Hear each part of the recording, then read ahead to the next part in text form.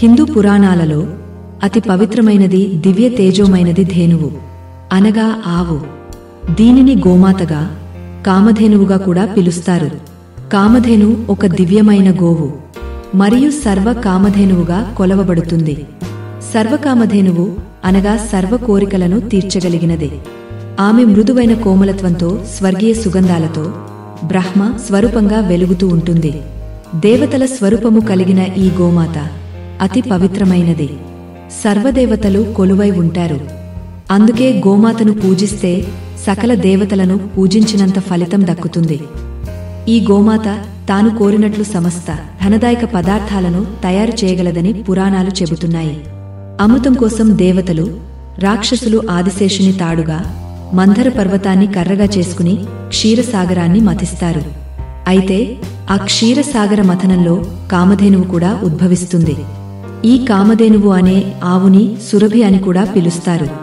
లోకంలో ఉన్న పశు సంపదలన్నిటికీ ఈ కామధేనువే ఆధారం అని పురాణాలు చెప్తాయి. మన పురాణాల ప్రకారం మహర్షులైన వశిష్ఠుడు, గౌతమముని మరియు జమదగ్ని వంటివారు తపస్సు చేసి ఈ కామధేనువును వరముగా పొందినట్లు వేదాలు చెబుతున్నాయి. ఒకరోజు మహాశివుడు పార్వతీదేవికి గోమాత మహిమ గురించి వివరిస్తాడు. ఈ కథ ప్రధానంగా గోవు యొక్క పవిత్రత, మహత్యం, భక్తి, శక్తి మరియు ధర్మాన్ని తెలియజేస్తుంది. ఇది శివపురాణం మరియు ఇతర హిందూ గ్రంథాలలో వ్యాపించున్న ఆదర్శవంతమైన గాథ ఇది.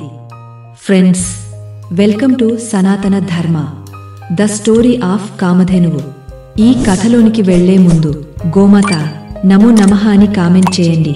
ఇంకా ఎవరైనా ఈ వీడియోను లైక్ చేసి ఉండకపోతే ఒకసారి లైక్ చేసి సపోర్ట్ చేయండి. మీ లైక్ ఒక మంచి కథను మరింత మందికి చేరేలా చేస్తుంది. ఇప్పుడు మనం మహాశివుడు పార్వతీదేవికి వివరించిన గోమాత మహత్యం గురించి తెలుసుకుందాం. పార్వతీదేవి ఒకసారి శివుడిని అడిగింది, ప్రభు, మీరు ఎల్లప్పుడూ గోవులను ఎంతో గౌరవంగా చూస్తారు. వాటిని గోమాత అని పిలుస్తారు. గోమాతలో ఏ విధమైన దివ్యత్వం ఉంది? ఎందుకు ఆమెను పూజించాలి? దయచేసి నాకు గోమాత మహిమ గురించి చెప్పండి. ఓ పార్వతీ, నీవు అడిగినదా చాలా మంచి ప్రశ్న. ఒకప్పుడు భూమిపై పాపం విస్తరించింది, ధర్మం క్షీణించింది, దుర్మార్గులు అధికమయ్యారు. ఆ సమయంలో దేవతలు, ఋషులు మరియు మానవులు కలిసి మహాదేవుని సన్నిధిలో భూమిపై ధర్మాన్ని స్థాపించేందుకు మార్గం కోరారు. అప్పటికే భూమి పాపాలతో కాలుష్యంగా మారిపోయింది. యజ్ఞాలు, తపస్సులు, ధర్మకార్యాలు బలహీనమయ్యాయి. అప్పుడు భూమి ఒక దివ్యరూపంగా వచ్చి దేవతల ముందే విజ్ఞప్తి చేసింది, ఓ పరమాత్మ, నేను అనేక పాపాలతో నిండిపోయాను. రాక్షసులు, అధర్మకర్తలు నన్ను వేధిస్తున్నారు. నన్ను పునః పవిత్రం చేసే మార్గం చెప్పండి. ఈ విషయాన్ని పరిగణించిన బ్రహ్మదేవుడు, విష్ణుమూర్తి మరియు మహాదేవుడు, త్రిమూర్తులు ఒక మహాసభ ఏర్పాటు చేశారు. ఆ సభలో అన్ని లోకాల దేవతలు హాజరయ్యారు. అక్కడ ఒక ఋషి మాట్లాడుతూ ఇలా చెప్పారు, గోవు అనేది సత్యధర్మ పరిరక్షణకు ప్రతీక. గోవు దేహంలో పావనత ఉంది. గోవు తినేది సహజమైన పచ్చిక. అది ఇతర ప్రాణులను హింసించదు. ఇదే ధర్మ మార్గం.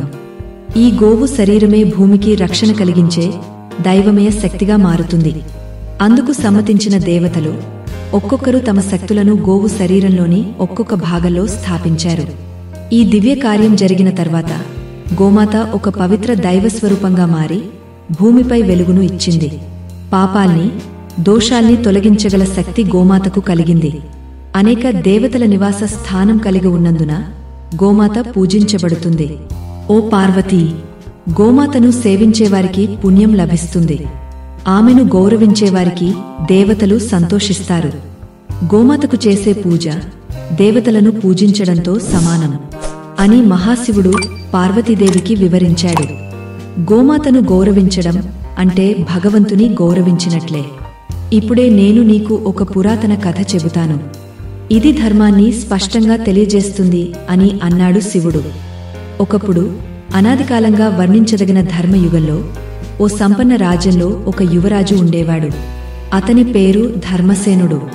యౌవనంలోనే గురుకులవాసం ముగించుకుని ధర్మసూత్రాలు, శాస్త్రాలు, ధనుర్విద్యలు నేర్చుకున్నాడు. ఒకరోజు రాజకుటుంబంపై దుష్టశక్తులు కుట్రపన్ని అతనిని రాజ్యం నుండి పంపించేటట్లు చేశారు. ధర్మసేనుడు తన జన్మభూమిని వీడి వనవాసాన్ని స్వీకరించాడు. కాని అతని మనసులో శోకం లేదు. శాంతి, సత్యం మరియు ధర్మాన్ని ఆశ్రయించి జీవించాలనే సంకల్పం మాత్రమే. వనవాసం అనగా కష్టకాలం కాదు, అది ఒక మహోన్నతానుభవానికి మాధ్యమం. ధర్మసేనుడు తాపసుల ఆశ్రమాలు సందర్శించి వేదపారాయణలు, ధ్యానం, అగ్నిహోత్ర యజ్ఞాలలో పాల్గొంటూ జీవించసాగాడు.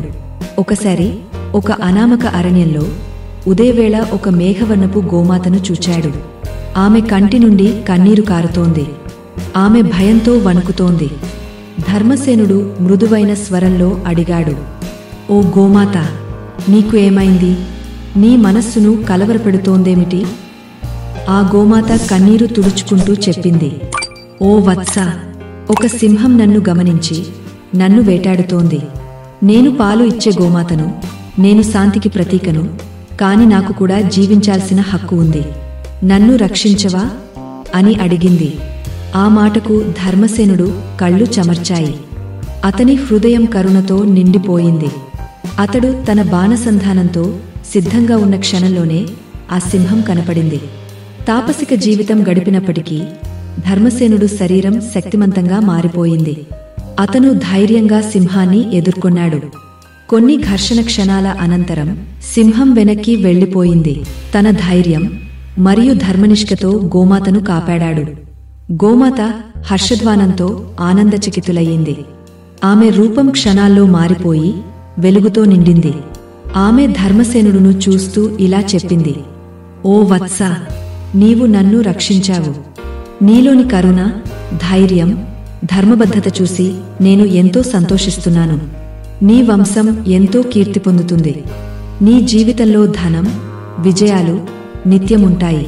నీవు ధర్మాన్ని పాలించే మహానుభావుడవుతావు. ఆమె ఆశీర్వాదం అనంతరం ఆ ప్రదేశం పరమశాంతితో నిండింది. వనంలో ఉన్న మృగాలు మౌనంగా నిలబడ్డాయి. పుష్పవృష్టి కురిసింది. అటవీ దేవతలు ప్రణామాలు చేశారు. ఆ క్షణం ధర్మసేనుడు జీవితంలో తిరుగుబాటు క్షణంగా నిలిచింది. కాలం తిరిగింది. ధర్మసేనుడు గుణగణాలు పరిచయమైనవారు ఆయన్ను తిరిగా రాజసింహాసనంపై ఆసీనుడిని చేశారు. అప్పుడు ఆయన బాలుడేగాని ఇప్పుడు జీవన విజ్ఞానంతో, వేదజ్ఞానంతో సంపూర్ణుడైన ధర్మపతి. ఆయన పాలనలో అన్యాయముండదు.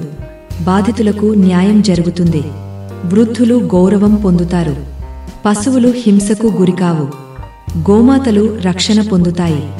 రాజ్యంలో ప్రతిరోజు గోవిందుని స్మరణతో మొదలవుతుంది. గోశాలలు నిర్మించబడ్డాయి.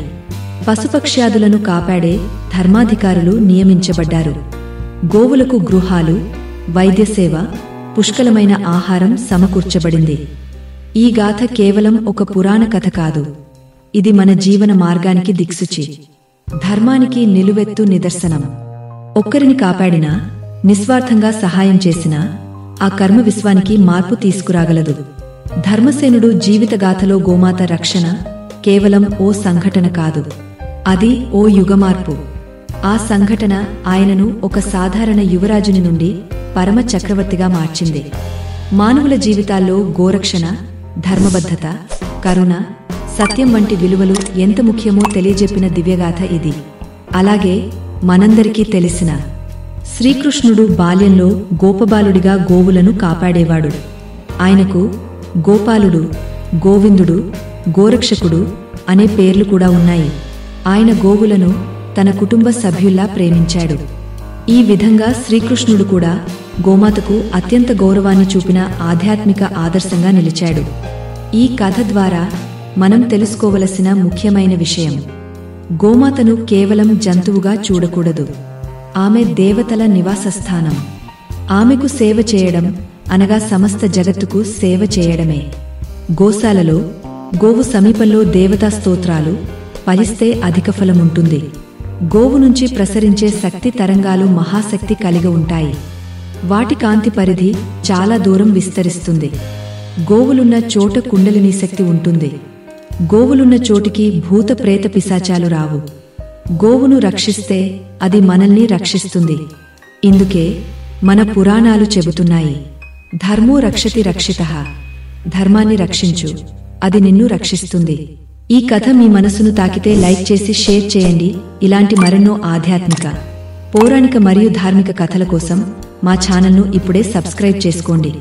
అలాగే మీ అభిప్రాయాన్ని కామెంట్ రూపంలో తెలియజేయండి. మీ అందరికీ ధన్యవాదాలు.